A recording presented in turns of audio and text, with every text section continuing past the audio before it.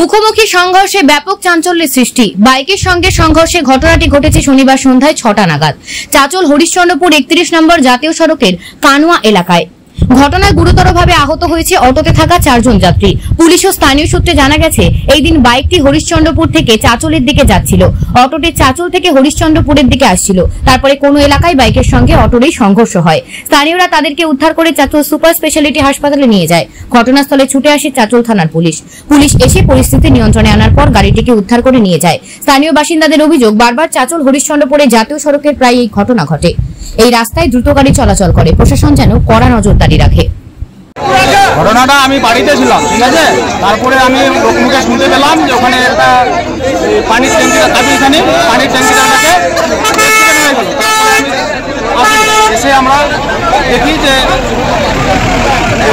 একটা অটো ভাঙাচোরা আছে আর বাইকটাও ভেঙে গেছে। এই ঘটনাটা ঘটেছে কাবিলখানি রুটে।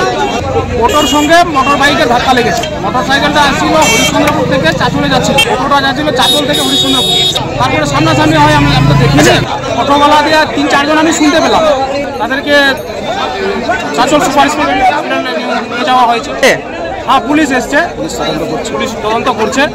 রাস্তার জন্য প্রশাসন একটু নজর দেয়, রাস্তা না হয়। আমি শুনতে পেলাম এখানে এসে যে হরিশ্চন্দ্রপুর থেকে একটা বাইক, পালসার বাইক আসছিল আর একটা অটো হরিশ্চন্দ্রপুর চাচল থেকে হরিশ্চন্দ্রপুর যাচ্ছিল।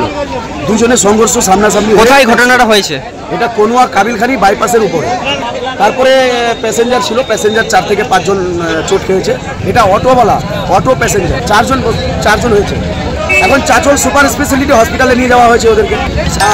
হাতে লেগেছে হালকা চোট। ইনভেস্টিগেশন করছে, দেখছে।